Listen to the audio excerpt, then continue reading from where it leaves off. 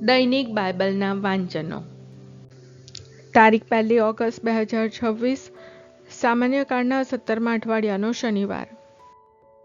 આજે માતા ધર્મસભા સંત આલ્ફોન્સોસ લિગોરીનો તહેવાર ઉજવે છે. પહેલું વાંચન પૈગંબર ઇર્મિયાના ગ્રંથમાંથી અને શુભ સંદેશનું વાંચન સંત માથી કૃત ગ્રંથમાંથી. પહેલું વાંચન પૈગંબર ઇર્મિયાના ગ્રંથમાંથી, અધ્યાય 26, કલમ 11-16 અને 24. પછી પુરોહિતોએ અને નબીઓએ અમલદારોને અને બધા લોકોને સંબોધીને કહ્યું, આ માણસને મોતની સજા થવી જોઈએ, કારણ એણે આ શહેરની વિરુદ્ધ વાણી ભાખી છે, તે તમે સગે કાને સાંભળી છે. ત્યારે ઇર્મિયાએ અમલદારોને અને લોકોને કહ્યું, પ્રભુએ પોતે મને આ મંદિરની અને આ શહેરની વિરુદ્ધ તમે સાંભળી એ વાણી ભાખવા મોકલ્યો હતો. માટે હવે તમારા આચરણ અને કર્મો સુધારો અને તમારા ઈશ્વર પ્રભુનું કહ્યું સાંભળો, તો કદાચ તે તમારા ઉપર જે આફત ઉતારવાની પોતે ધમકી આપી હતી તે ઉતારવાનું માંડી વાળે. હું તો તમારા હાથમાં છું. મારું તમને જે ઠીક અને વાજબી લાગે તે કરો. પણ એટલું ખાતરીથી માનજો કે જો તમે મને મારી નાખશો તો તમે આ શહેર અને એના બધા વતનીઓ એક નિર્દોષ માણસના પ્રાણ લીધાના અપરાધી ઠરશો, કારણ પ્રભુએ મને ખરેખર આ બધું તમને કહી સંભળાવવા મોકલ્યો છે.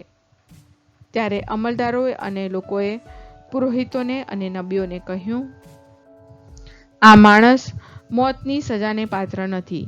એણે આપણા ઈશ્વર પ્રભુને નામે આપણને સંભળાવ્યું છે. પણ શાફાનના પુત્ર અહિકામે ઇર્મિયાનો પક્ષ લીધો હતો, માટે જ ઇર્મિયાને મારી નાખવા માટે લોકોને સોંપી દેવામાં નહોતો આવ્યો. આ પ્રભુની વાણી છે, તે આપણો આધાર છે. શુભ સંદેશનું વાંચન સંત માથી કૃત ગ્રંથમાંથી, અધ્યાય 14, કલમ 1-12. યોહાનની શહાદત. આ અરસામાં રાજા હેરોદને કાને ઈસુની કીર્તિ પહોંચી.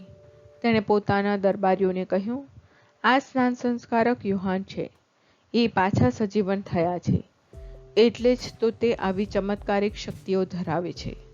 વાત એમ છે કે હેરોદે પોતાના ભાઈ ફિલિપની પત્ની હેરોદિયસને ખાતર યોહાનને પકડી જંજીર પહેરાવી કારાગારમાં નાખ્યા હતા, કારણ યોહાને તેને કહ્યું હતું કે તું એની સાથે રહે છે એ અધર્મ છે.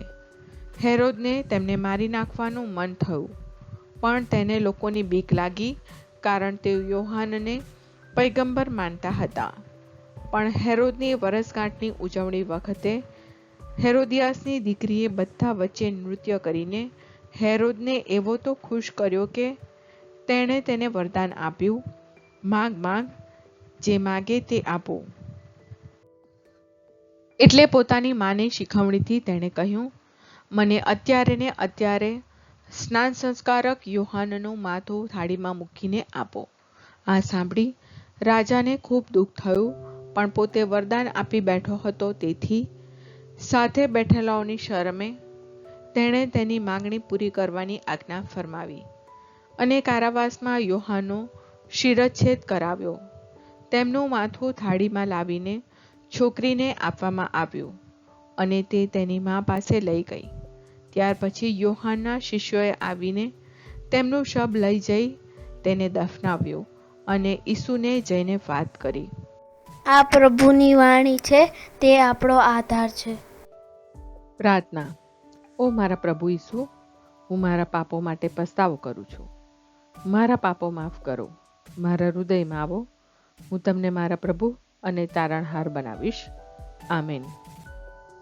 પ્રભુ તમને સુખી રાખો અને તમારી સંભાળ રાખો. પ્રભુની તમારા ઉપર કૃપા દ્રષ્ટિ અને મહેરબાની હો. પ્રભુની તમારા ઉપર પ્રસન્નતા હો અને તે તમને શાંતિ બક્ષો.